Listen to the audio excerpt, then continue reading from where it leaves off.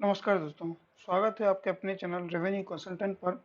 और revenue series के इस नेक्स्ट वीडियो में हम आज बात करने वाले हैं बंटवारा के बारे में। बंटवारा क्या होता है, कब कराना पड़ता है, ये कितने प्रकार से होता है, इसकी प्रक्रिया क्या है, इसका उद्देश्य क्या है, इन सब को लेकर आज हम इस वीडियो में बात करने वाले हैं। तो चलिए आगे बढ़ते हैं। दोस्तों, बंटवारा जैसे कि नाम से ही स्पष्ट है, डिवाइडेशन, दो खातों का विभाजन करके नया खाता बनाने की जो प्रक्रिया होती है उसको हम राजस्व विभाग में बंटवारा के नाम से जानते हैं। शामिल खाते को एकल खाते में परिवर्तित किए जाने की जो वैधानिक प्रक्रिया है उसको बंटवारा कहते हैं। इसमें क्या होता है दोस्तों, तो नए खसरा नंबर को बनाया जाता है और नए खसरा नंबर बनाने की यह एक न्यायिक प्रक्रिया भी होती है। इसमें जो भी आवेदन दिया जाता है वो हमें MPLRC 1959 अर्थात मध्य प्रदेश भू राजस्व संहिता 1959 की धारा 178 के तहत सक्षम न्यायालय में हमें अपना आवेदन तहसीलदार के समक्ष प्रस्तुत करना पड़ता है। तो शामिल खातों को एकल खाते मतलब कि जो जिसमें बहुत सारे नाम है, बहुत सारे भूमि स्वामी हैं, ठीक है, उनको उनके हिस्से की जमीन देकर उनका एक अलग खाता बना देना, जो यह प्रक्रिया होती है उसको क्या कहते हैं हम, बंटवारा। इसके प्रकार देख लेते हैं। पहला है शामिल खाते से एक से अधिक एकल खाते बनाना। इस उदाहरण में देखते हैं, ये क्या है, ये खसरा नंबर है, ये इस खसरे नंबर में कुल रकबा है, ठीक है, क्या है, कितना रकबा है, 300 आरे। रकबा कितने प्रकार का होता है, एकड़, हेक्टेयर, आरे, वर्ग फुट। इसका वीडियो मैंने रिसेंटली में बनाया है, चैनल पर पड़ा हुआ है, आप जाके देख सकते हैं। यहाँ जो लिखा हुआ है ये क्या है, भूमि स्वामियों के नाम लिखे हुए हैं, ठीक है। तो यह एक क्या था, शामिल खाता था। अब इसको जब आवेदन किया गया तो इसको किस प्रकार से बांट दिया गया, तो इसमें क्या है, देखो कितने भूमि स्वामी हैं, A, B और C, तीन भूमि स्वामी हैं। कितनी जमीन है, 300 आरी, ठीक है। तो और खसरा नंबर कितना है, एक है केवल, ठीक है। तो इसके क्या हो जाएंगे, 3 बटा बन जाएंगे, 3 बटा नंबर बन जाएंगे। ये क्या है, ये मूल खसरा नंबर है और ये क्या हो जाएंगे, बटा नंबर हो जाएंगे। तो 4/1, 4/2 और 4/3, ठीक है। अब यदि ये ABC का जो हक हिस्सा है वो समान रूप से है तो उनका जो रकबा है वो भी समान रूप से विभाजित हो जाएगा।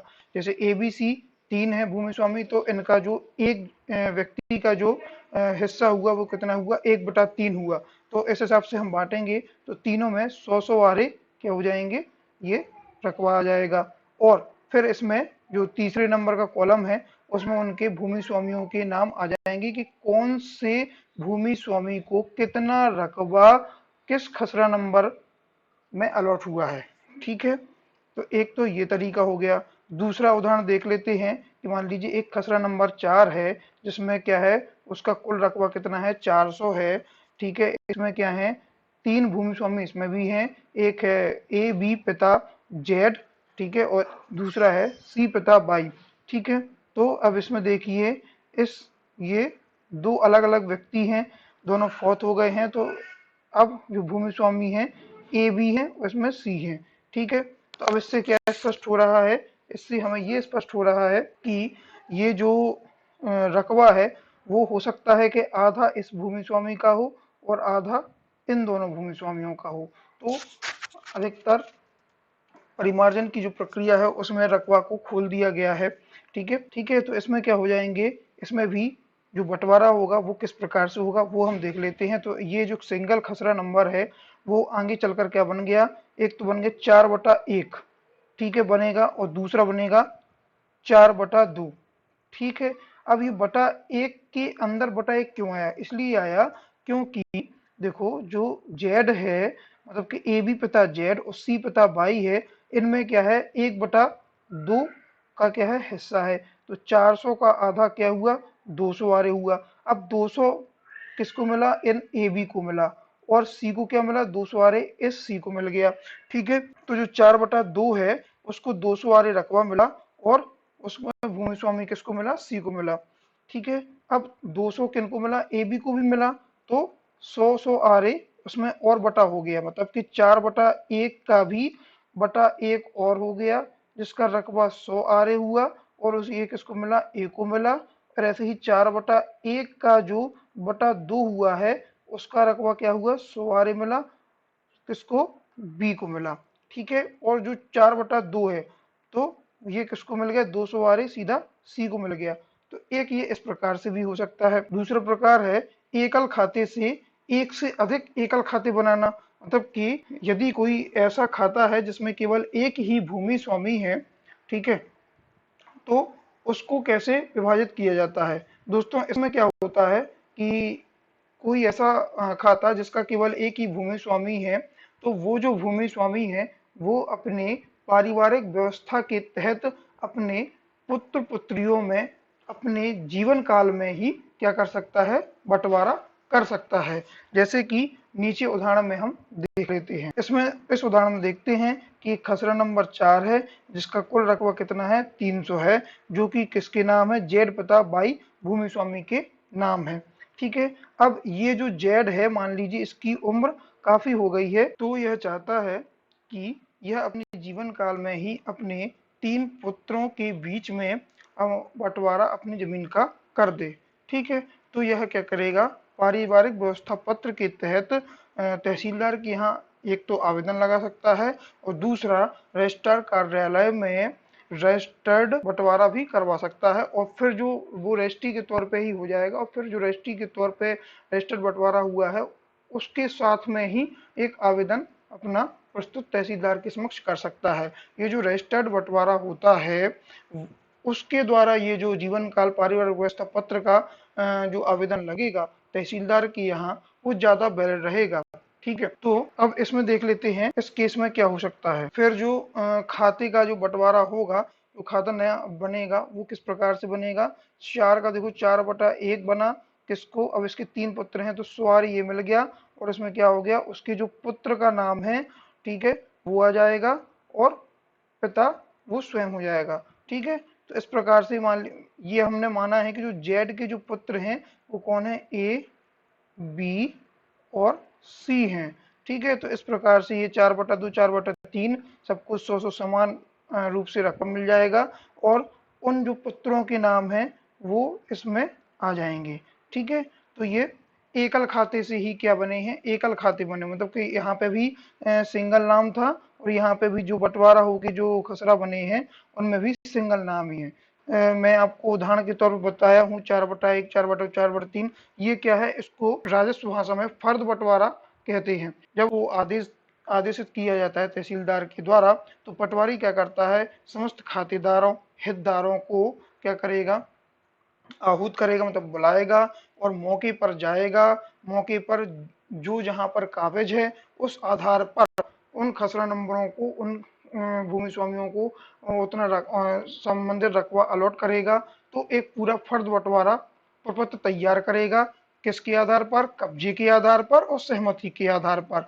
ठीक है, एक फर्द बंटवारा बन जाएगा और कब्जा के आधार पर ही नक्शा में भी पेंसिल से तरमीम प्रस्ताव भी बनाएगा और अपना प्रतिवेदन सक्षम न्यायालय पर वो प्रस्तुत कर देगा। अब दोस्तों हम उद्देश्य के बारे में जान लेते हैं। बंटवारे का जो उद्देश्य है वो बड़े खातों को छोटे खातों में बदलना है ताकि सरकारी योजनाओं का लाभ अधिक से अधिक किसानों तक पहुंचाया जा सके। दूसरा, खाता का जो लगान वगैरह है उसको वसूलना और राजस्व आय को बढ़ाना भी है। इसमें भूमि स्वामी का भी एक उद्देश्य रहता है कि अपने जीवन काल में अपनी भूमि का विभाजन अपने वारसानों के नाम करके आगे होने वाली विवाद की स्थिति को दूर कर सकता है। तो ये दोस्तों उद्देश्य हो गए। अब आवेदन के लिए जो आवश्यक दस्तावेज हैं उनकी बात कर लेते हैं। हमें सबसे पहले खसरा खतौनी की सत्र प्रतिलिपि चाहिए पड़ेगी, खतौनी की खास तौर से, क्योंकि हमें इसमें खाते का बंटवारा करना रहता है, इसलिए खतौनी की सत्र प्रतिलिपि, भू अधिकार एवं ऋण पुस्तिका की प्रतिलिपि, सजरा खानदान उस स्थिति में जब हमें पारिवारिक व्यवस्था के तहत आवेदन करना है, अर्थात एकल खाते से अपने वारसानों में बंटवारा करके एकल खाते बनाना है। पहचान पत्र, पता प्रमाण पत्र, आरसीएमएस ऑनलाइन आवेदन पत्र और चालान, ये आवश्यक दस्तावेज हमारी एक फाइल में रहेंगे। सरकारी शुल्क और समय सीमा क्या है, तो 100 रुपये प्रति आवेदन ये सरकारी शुल्क है और ऑनलाइन साइबर ट्रेजरी के माध्यम से इसका पेमेंट होगा। अधिकतम जो समय सीमा है वह अविवादित स्थिति में बंटवारे की 90 दिन है। विवादित होने पर की कोई भी समय सीमा नहीं है। प्रोसेस और प्रक्रिया के बारे में जान लेते हैं। प्रोसेस लगभग बराबर ही है जो कि नामांतरण की प्रोसेस है, ठीक वैसे ही प्रोसेस इसमें बंटवारे की भी है। बंटवारे के लिए पहले हमें ऑनलाइन आवेदन करना पड़ेगा। हार्ड कॉपी और संबंधित दस्तावेज पूरी एक फाइल बन जाएगी आपकी। उसको हमें तहसील में जमा करना है, प्रकरण नंबर प्राप्त करना है, पेशी दिनांक पर कार्रवाई हेतु उपस्थित रहना है। पक्षकारों और पटवारी को पत्र जारी होगा। पटवारी से संबंधित प्रतिवेदन जिसमें फर्द बंटवारा लगा रहेगा और प्रतिवेदन मंगाया जाएगा। पटवारी को जब आदेशित किया जाएगा फर्द बंटवारा के लिए, तब वह सभी संबंधित पक्षकारों की उपस्थिति में उनकी कब्जे के आधार पर, उनकी सहमति के आधार पर फर्द बंटवारा तैयार करके अपना प्रतिवेदन प्रस्तुत करेगा। पक्षकारों में से यदि कोई भी फर्द बंटवारा से सहमत है या असहमत है तो वह अपने कथन न्यायालय में कर सकते हैं। पक्षकारों की अनुपस्थिति में एक पक्षीय कार्रवाई होगी, आदेश पारित किया जाएगा। आदेश को आप प्राप्त करेंगे, पटवारी को प्रतिलिपि देंगे आदेश की और वो कंप्यूटर में अपडेट हो जाएगी। कंप्यूटर अपडेट होने के बाद ऑनलाइन बोधिकार पुस्तिका आप अपने खाते की प्राप्त कर सकते हैं। तो ये पूरी प्रक्रिया हो गई। आगे जान लेते हैं हम आगे किस प्रकार के टॉपिक में बात करने वाले हैं। तो डायवर्सन अपना नेक्स्ट टॉपिक रहेगा। दोस्तों, इस वीडियो में जो भी आपको चीज़ अच्छी लगी है तो वीडियो को ज़रूर लाइक कीजिए ताकि हम मोटिवेट हो सकें। कमेंट कीजिए यदि कुछ भी पूछना है तो, और इस इन्फॉर्मेशन को ज़्यादा से ज़्यादा लोगों तक शेयर कीजिए। चैनल को सब्सक्राइब भी कीजिए ताकि आपको ऐसे ही नॉलेजेबल नोटिफिकेशन आप तक पहुंच सकें। धन्यवाद। Be valuable, be knowledgeable.